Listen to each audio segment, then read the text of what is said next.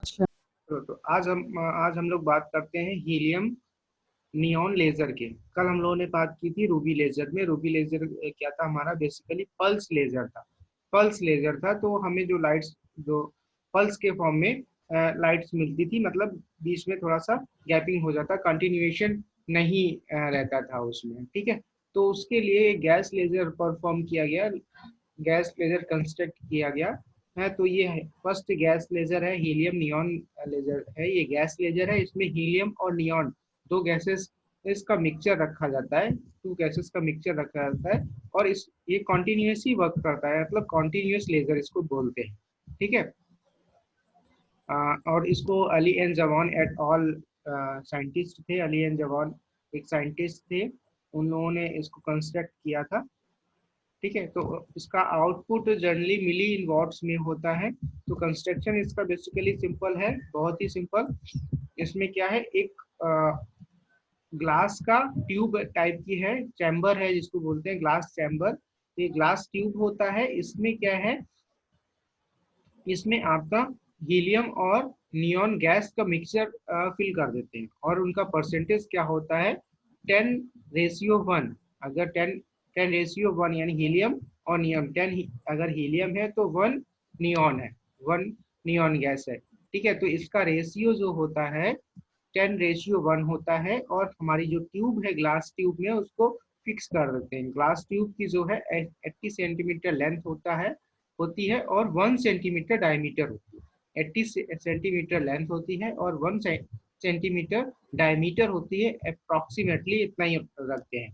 ठीक है, इसी रेशियो में रखते हैं। ठीक है, और गैस का रेशियो क्या है, 10:1, मतलब 10:1। हीलियम और नियॉन का गैस का रेशियो है 10 और 1 का। और गैस का जो ये आपका ग्लास ट्यूब है वो कितना है, 80 सेंटीमीटर इन लेंथ और 1 सेंटीमीटर इन डायमीटर, मतलब उसकी लेंथ काफी होगी और डायमीटर उसका कम होगा। ठीक है, अब इस गैस ट्यूब के 2 पॉइंट्स में एक में कैथोड लगाते हैं और एक साइड में एनोड लगाते हैं। एक साइड में कैथोड लगाते हैं और एक साइड में एनोड लगाते हैं। और इसको डीसी पावर सप्लाई दे देते हैं, डीसी पावर सप्लाई से कनेक्ट कर देते हैं। तो जैसे ही हम लोग कनेक्ट करते हैं और पावर सप्लाई देते हैं, तो यहाँ से जो है इलेक्ट्रॉन्स क्या है, कैथोड्स एनोड्स के बीच में ट्रेवल करना शुरू कर देते हैं। आउटपुट यहाँ से क्या होगा, कैथोड से एनोड्स के बीच में इलेक्ट्रॉन्स ट्रेवल करना शुरू करेंगे। और ये इलेक्ट्रॉन्स क्या होंगे, इलेक्ट्रिक डिस्चार्ज जैसे ही होगा इसमें, तो electron acylated toward the positive electron, positive electrodes. ठीक है, देन ये जो इलेक्ट्रॉन्स है ये कोलाइड्स करते हैं हीलियम एटम से। हीलियम एटम से ये लोग इलेक्ट्रॉन्स कोलाइड्स करते हैं और हीलियम एटम्स को एक्साइटेशन को, मतलब एनर्जी ट्रांसफर करते हैं, अपनी एनर्जी ट्रांसफर करते हैं हीलियम एटम को कोलिजन से, कोलिजन। ठीक है, तो जैसे ही एनर्जी इन्होंने ट्रांसफर किया, helium atom excited excited state में पहुंच जाता है। एक्साइटेड स्टेट में क्या होता है, ये हीलियम एटम कोलाइड्स करता है नियॉन एटम्स। हीलियम एटम्स जो है कोलाइड्स करता है नियॉन एटम से, मींस इलेक्ट्रॉन से कोलिजन के थ्रू एनर्जी ट्रांसफर की हीलियम एटम्स को। और हीलियम एटम ने क्या किया, कोलिजन्स के थ्रू एनर्जी ट्रांसफर की किसको, नियॉन एटम। नियॉन म्यूट करो, अमित अबिला अहमद प्लीज म्यूट। ठीक है, हम्म। तो नियॉन एटम्स को एनर्जी ट्रांसफर की और नियॉन एटम्स भी आपका एक्साइटेशन इसे एक्साइटेड स्टेट में पहुंच जाता है। ठीक है, अब क्या होता है, नियॉन एटम्स, नेक्स्ट क्या है, हीलियम एटम्स एक्साइटेड स्टेट में पहुंचा। ठीक है, हीलियम ये दो एनर्जी लेवल्स बना रखे हैं, क्योंकि टू टू टाइम्स में दो एनर्जी लेवल पे एक्साइटेशन पे पहुंचता है हीलियम एटम आपका। ये हीलियम एटम एक्साइटेशन में नियॉन एटम से कोलिजन करता है, energy exchange through the atomic collisions, neon atom से एनर्जी एक्सचेंज करता है। और ये एनर्जी जो एक्सचेंज होती है वो क्या होता है, वो उसमें नियॉन एटम्स जब एक्साइटेड हो जाते हैं तो वो डिके करते हैं डीके कहते हैं एक्साइटेशन में यहाँ। और पॉपुलेशन इन्वर्जन होता है किसके बीच में, E6 E5 के बीच में। जो F1 F3 पे एक्साइटेड इस स्टेट में एटम्स था, ठीक है, वो हमारा E6 E5 में पॉपुलेशन इन्वर्जन देखेगा। और E4 जो यहाँ पे F2 में था वो E4 में आएगा और E4 से डीके होगा E3 में, E3 में इस स्टेट्स में आएगा। यानी कि क्या हुआ, अब यहाँ से E3 और E4 और E3 में दूसरे एटम्स का जो है पॉपुलेशन इन्वर्जन देखा जाएगा। और ये कॉन्टिन्यूस प्रोसेस होता रहता है, यानी कि इलेक्ट्रिक डिस्चार्ज हम लोग एनर्जी ट्रांसफर करते हुए देते रहते हैं। तो ये प्रोसेस हमारा कंटिन्यूस होता रहता है। इसका मतलब क्या हुआ, यहाँ पे E4 एंड E6 में, E4 एंड E6 में मैंने लिख भी रखा हुआ है, between the higher level E4 and E6 and lower level E3 and E5। मतलब E4 और E6 and E3 and E5 में क्या होता है, E6 E5 E3 E4 इनमें पॉपुलेशन इन्वर्जन हो जाता है। पॉपुलेशन इन्वर्जन क्रिएट होता है। पॉपुलेशन इन्वर्जन होता है तो स्टिमुलेटेड एमिशन होगा। स्टिमुलेटेड एमिशन होगा तो हमें 2 फोटॉन्स एनर्जी मिलेगी। तो जो फोटॉन्स, जो एटम्स हमारा E6 से E5 में आ रहा था, E6 से E5 में आता है, वो 3.39 माइक्रोमीटर के फोटॉन्स ट्रांसफर करेगा। यानी कि इसमें क्या आ जाएगा, 6328 एंगस्ट्रॉन वेवलेंथ का जो है वो हमें फोटॉन्स की वेवलेंथ मिलेगी। इतनी फोटॉन्स की वेवलेंथ मिलेगी, ठीक है। और यहाँ पे क्या है, यहाँ पे 1.15 माइक्रोमीटर जो है वो एनर्जी ट्रांसफर वेवलेंथ में आएगी।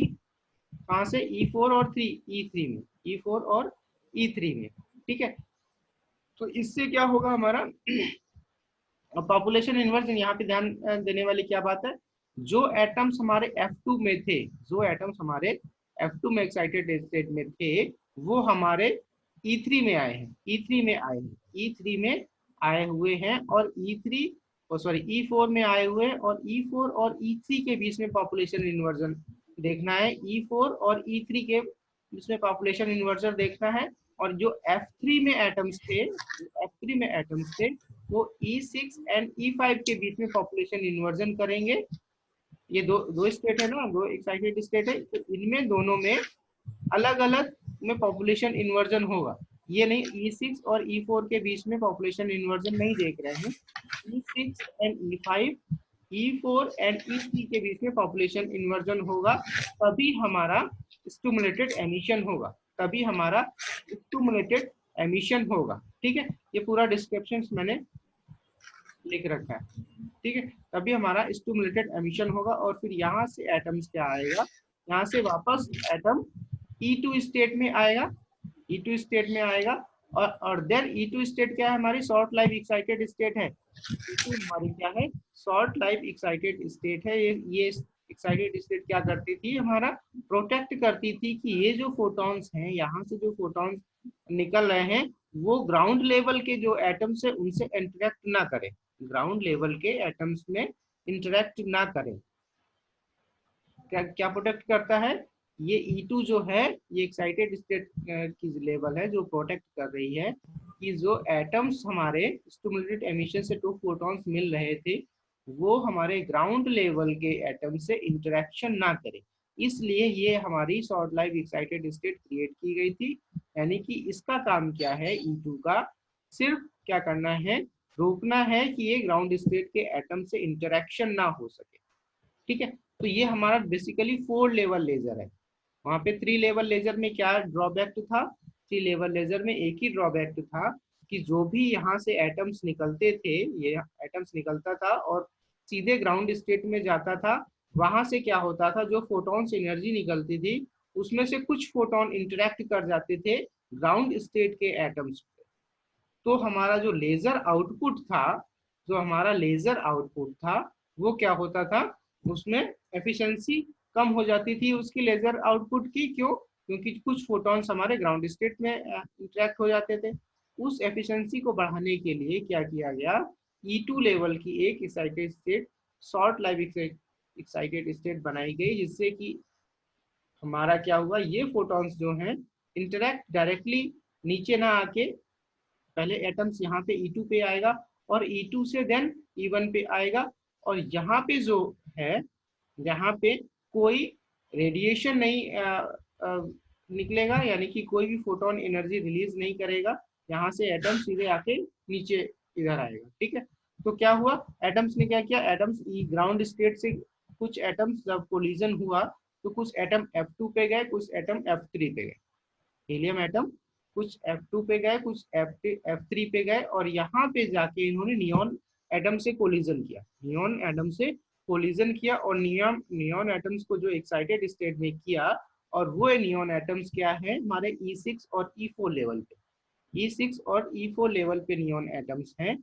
और ये जो नियॉन एटम्स जब डिके करेंगे, यानी कि E5 लेवल पे आएंगे, यहाँ से E5 पे आएगा, और E4 वाला E3 पे आएगा, E4 वाला E3 पे आएगा। तो जब पॉपुलेशन अब यहाँ से ज्यादा कंटिन्यूएशन हो रहा है, कंटिन्यूएशन एनर्जी हम लोग देते जा रहे हैं एटम्स को, तो एटम्स क्या करेंगे, ये हमारा मेटास्टेबल स्टेट्स हैं दोनों, ये दोनों E4 and E6 metastable states हैं, यानी कि इसके और इसके बीच में जैसी पॉपुलेशन इन्वर्जन क्रिएट हो जाएगा, जैसी पॉपुलेशन इन्वर्जन क्रिएट हो जाएगा, तो वो हमें स्टिमुलेटेड एमिशन होगा, और उस स्टिमुलेटेड एमिशन से हमें 2 फोटॉन्स मिलेंगे, वो भी किसके, 6328 एंगस्ट्रॉन की फोटॉन्स एनर्जी, हमें 2 फोटॉन्स एनर्जी मिलेंगे। और फिर देन ये हमारा शॉर्ट लाइफ एक्साइटेड स्टेट में एटम्स आएगा, और फिर शॉर्ट लाइफ एक्साइटेड स्टेट के बाद में ग्राउंड स्टेट पे आ जाएगा नियॉन एटम्स।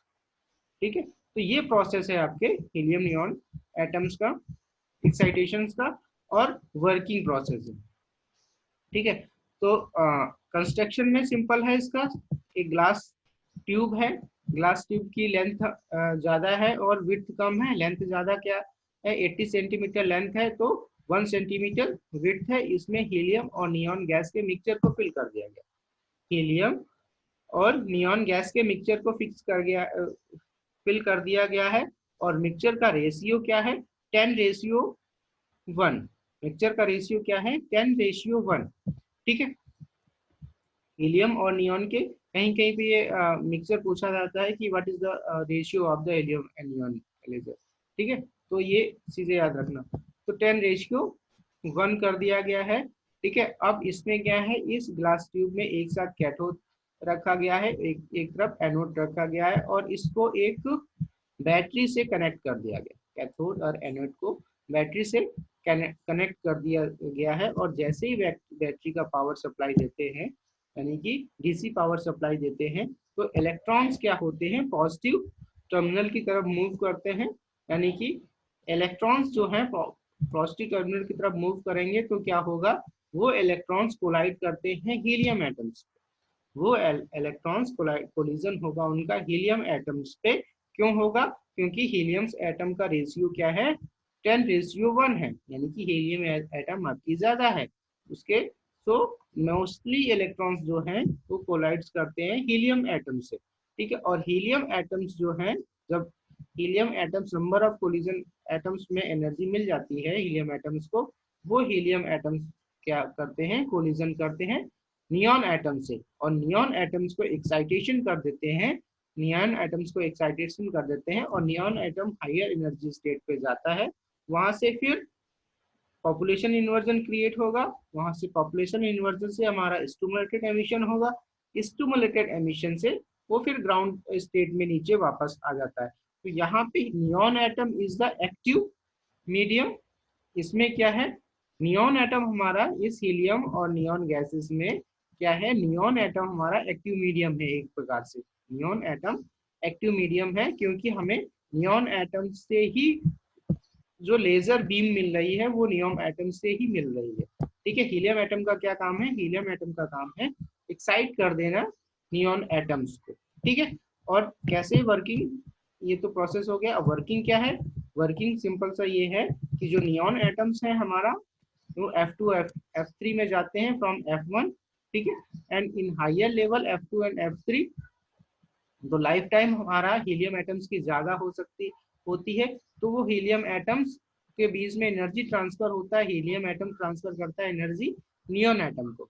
नियॉन एटम को थ्रू एटॉमिक कोलिजन से नियॉन एटम्स को एनर्जी ट्रांसफर करता है, और एनर्जी ट्रांसफर होते ही नियॉन एटम्स क्या करते हैं, नियॉन एटम्स जो हीलियम एटम F2 में था वो E3 वाले नियॉन एटम्स को एक्साइटेशन करेगा, जो F3 में था हीलियम एटम वो E6 वाले नियॉन एटम्स को और एक्साइट करेगा। ठीक है, तो यहाँ से जो एक्साइटेशन होगा इसके, और फिर वो बैक में किस में आएगा, E5 में, और ये वाला जो नियॉन एटम था बैक में आएगा किसमें, E3 में आएगा। तो इसके और इसके बीच में जब E3 और E4 के बीच में पॉपुलेशन इन्वर्जन क्रिएट हो जाएगा, तब हमें स्टिमुलेटेड एमिशन होगा, एंड E6 एंड E5 के बीच में जो पॉपुलेशन इन्वर्जन होगा तब हमें स्टिमुलेटेड एमिशन होगा, और हमें 2 फोटॉन्स एनर्जी मिलेगी इन टर्म ऑफ वेवलेंथ, और जिसकी वेवलेंथ होगी कितनी, 6328 एंगस्ट्रॉन की वेवलेंथ होगी। ठीक है, तो ये प्रोसेस पूरा मैंने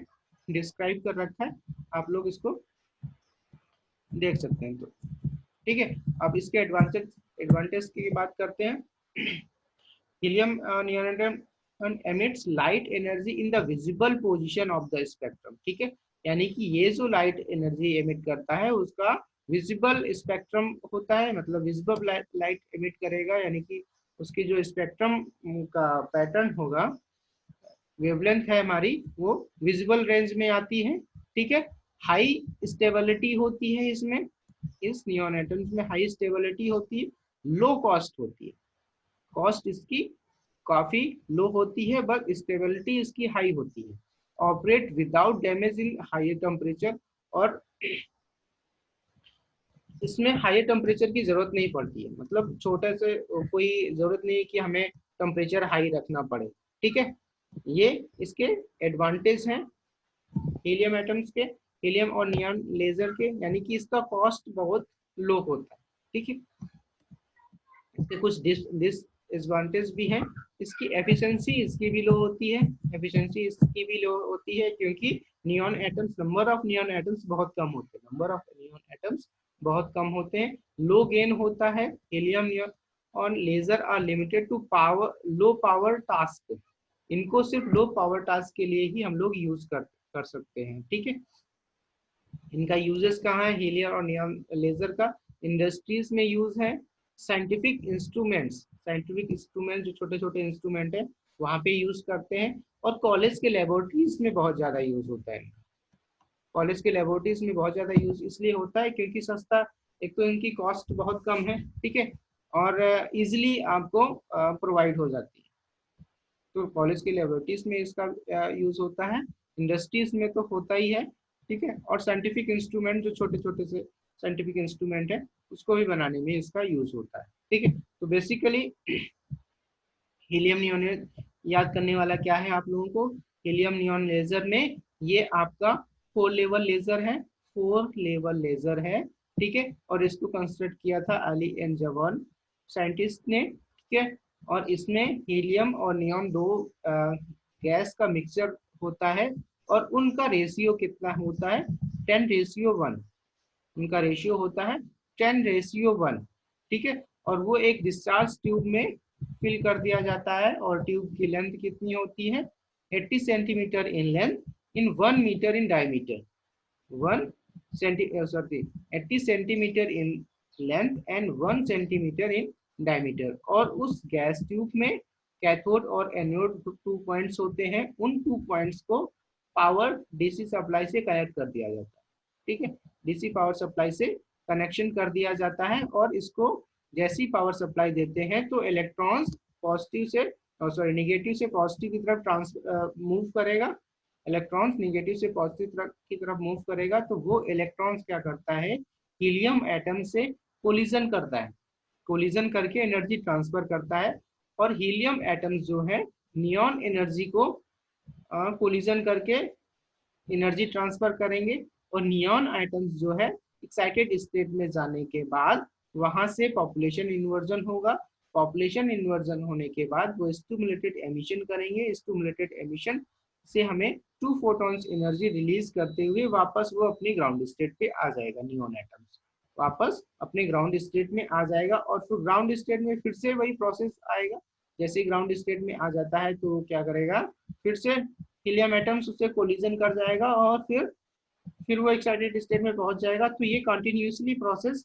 चलता रहेगा और हमें नंबर ऑफ फोटॉन्स मिलते रहेंगे। और नंबर ऑफ फोटॉन्स क्या करेंगे, अब इसके बाद में क्या होगा, एक ऑप्टिकल कैविटी बना रखी है, ऑप्टिकल कैविटी बना रखते हैं जिसमें मल्टीपल रिफ्लेक्शन लेजर का जो है मल्टीपल रिफ्लेक्शन होता है, और उस मल्टीपल रिफ्लेक्शन की वजह से एम्प्लीफिकेशन, हाई एम्प्लीफिकेशन की लेजर बीम हमें मिलती रहती है। अच्छा, एम्प्लीफिकेशन 2 प्रकार से हो रहा है, एक तो मल्टीपल रिफ्लेक्शंस तो है ही है हमारा, दूसरा नंबर ऑफ फोटॉन्स, यहाँ पे जितनी बार एटम्स नीचे से ऊपर जा रहा है हमें 2 फोटॉन्स एनर्जी देता जा रहा है, यानी कि फोटॉन्स हमारे मल्टीप्लाई होते जा रहे हैं, एम्प्लीफिकेशन होता जा रहा है फोटॉन्स का। एक फोटॉन मिला, फिर 3 फोटॉन हुए, फिर 5 फोटॉन हुए, फिर 7 हुए, फिर 10 हुए, ऐसे नंबर ऑफ फोटॉन्स हमें मल्टीप्लाई होते जा रहे हैं 2 से, ठीक है। तो उसका एम्प्लीफिकेशन होता जा रहा है। तो हमें फिर जो लास्ट में इंटेंस बीम क्यों मिलती है, क्योंकि 2 प्रकार से मल्टीप्लिकेशन होता है, एम्प्लीफिकेशन होता है, फर्स्ट कैविटी वाला भी एम्प्लीफिकेशन है, और दूसरा नंबर ऑफ फोटॉन्स बढ़ते ही जा रहे हैं, हर बार नंबर ऑफ फोटॉन्स बढ़ते ही जा रहे हैं, क्योंकि number of process continuous process है। एटम्स नीचे आता है ग्राउंड स्टेट से, फिर अपर स्टेट में जाता है, अपर स्टेट से स्टिमुलेट एमिशन करता है, फिर ग्राउंड स्टेट पे आ जाता है। तो ये प्रोसेस कॉन्टिन्यूसली चलता रहता है, इसलिए हमें फोटॉन्स जो है, number of photons particular type पे बढ़ते रहते हैं, ठीक है। तो ये इसका वर्किंग डायग्राम है। इसमें क्या है, इसमें हीलियम एटम्स जो F2 और F3 में जो हीलियम एटम्स है वो एक्साइट करेंगे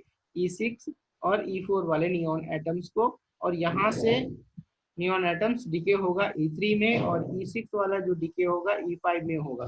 तो पॉपुलेशन इन्वर्जन बेसिकली किसमें देखेंगे, E6 E5 में, E4 E3 वाले में। जैसे इन दोनों के बीच में और इनके बीच में पॉपुलेशन इन्वर्जन हो जाता है, स्टिमुलेटेड एमिशंस क्रिएट हो जाएगा। स्टिमुलेटेड एमिशन से हमें फोटॉन्स, 2 फोटॉन्स हमें रिलीज करते हुए वो फोटॉन्स हमारे वापस शॉर्ट लाइफ एक्साइटेड स्टेट में आएंगे, और इस शॉर्ट लाइफ एक्साइटेड स्टेट से क्या होगा, वाप यहाँ से फिर डीके करने के बाद नियॉन एटम जो है हमारा ग्राउंड स्टेट में आ जाएगा, और फिर यहाँ से फिर एक्साइटेशन स्टेट में पहुंचने लगेगा। तो ये कॉन्टिन्यूस प्रोसेस हमारा चलता रहेगा। इस तरह से हमें एक हाई इंटेंसिटी की laser beam, output laser beam मिलेगी, और इसके एडवांटेज एंड डिसएडवांटेज हमारे ये है, ठीक है। एडवांटेज, डिसएडवांटेज और एप्लीकेशंस कहाँ कहाँ पे हीलियम नियॉन लेजर की एप्लीकेशंस होता है, ठीक है, क्लियर। तो इस प्रकार से हमारा हीलियम और नियॉन लेजर कंस्ट्रक्शन होता है, और उसकी वर्किंग आज हम लोगों ने क्लियर कर ली, ठीक है। तो नाउ